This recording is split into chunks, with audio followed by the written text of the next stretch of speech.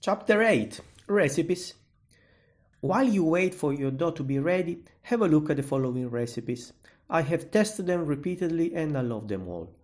I wanted to respect the menus that are not mine anymore, so I have decided to keep out of this list all those pizzas I have baked multiple times in the restaurants I have worked in.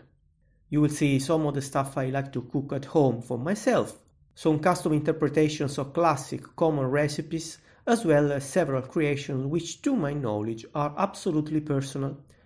Many of the toppings are quite standard and easy to find on the shelves of your favorite supermarket. A few of them are probably trickier to find and you will need to dig deeper into the marketplace or maybe visit a local deli shop. Sometimes the smallest one reveals pleasant surprises. By the way, you will find that most of the ingredients I propose here are kind of poor. I have nothing against more expensive or luxury food. On the contrary, I just like something different on top of my favorite meal ever. Come on now, let's see if I can inspire you a little bit. I have two favorite pizzas between the classics. Margherita doesn't count. The first one is ham and mushrooms. The taste of these toppings is kind of mild and they let stand out the flavor of a nice dough. However, sometimes I feel like eating something with a certain character. That's why to make my rendition, I have swapped the classic toppings with their enhanced version. Smoked ham and chestnut mushrooms, they are also called cremini, on a tomato and mozzarella base. That's really yummy, I promise. You can call it yum and mushrooms if you want, as I do. My second favorite between the classics is 4 cheese, quite the opposite of the previous one taste-wise. This pizza usually has a strong flavor, although this may depend on the exact blend of cheeses used by the pizzaiolo. In fact, there is not a defined mix you are supposed to use. I'm sure that any menu that boasts a quattro formaggi reveals a different combination. My menu, the one I keep in my head, is no exception. My own personal cheeses are blue Stilton, smoked scamorza and parmigiano reggiano, again on a tomato and mozzarella base. The acidity of the tomato is paramount to wash away a bit of the greasiness from your mouth. You should add the parmigiano reggiano in shavings after you bake, so it preserves a bit of its consistency. I was born in a seaside town where you can eat fresh fish every day, so how come fish does not take my fancy?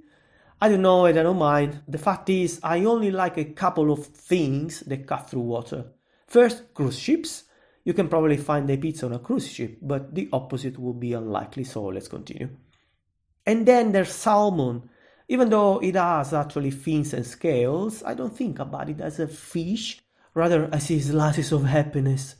It already tastes phenomenal on its own, but if you add it with courgettes and pink pepper on top of a white pizza, it means without tomato sauce, then it's total bliss.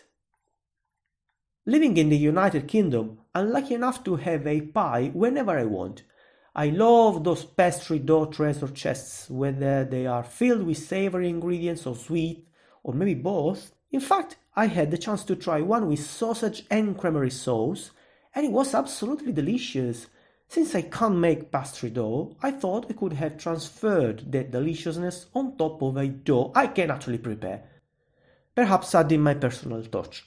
When you eat sausages, it's pretty common to use cabbage as a side dish. That's what the missing element was.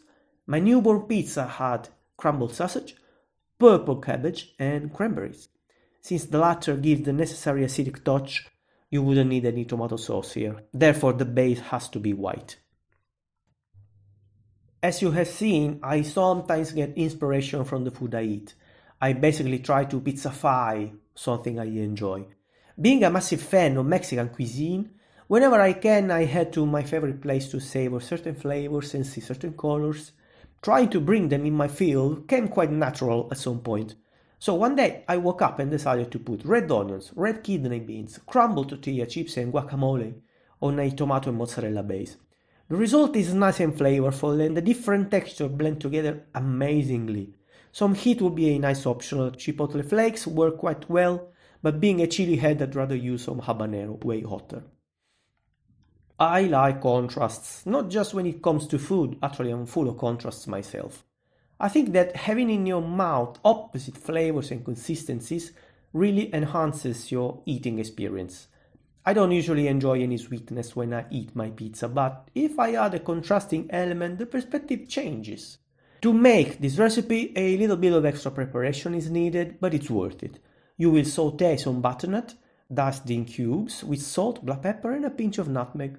Then you will sauté a mix of mushrooms of your choice with garlic and rosemary. Finally, you will put them on a tomato and mozzarella base and add some crushed hazelnuts. Their sweetness, heartiness, freshness and crunchiness, that's fabulous. One more thing I like about living in the UK is the astonishing number and variety of local cheeses available on the marketplace. Cheddar is only the most famous probably, but my first choice will always be the mighty Blue Stilton, which I have already mentioned. However, a recent discovery made it to my podium and it's the Cornish Brie, which I like better than the original from France. It's just a matter of personal taste. Excusez-moi, mes amis. I looked for a good match for a while, and I think I found it in another unquestionably local foodstuff, bacon. I cook it beforehand, and then I put it on a tomato and mozzarella base. The last bit of its fatty part will melt and stay there, blending nicely with that lovely cheese and producing a remarkably British kick. If you want to try this one, then it's time to head to a deli shop and see if they sell nduja. Since it's a hot thing, it's nice to pair it with cheese, whose fatty part will soften the heat a bit. A combination I've seen on several menus is the one with burrata, a particular mozzarella stuffed with heavy cream and mozzarella shreds.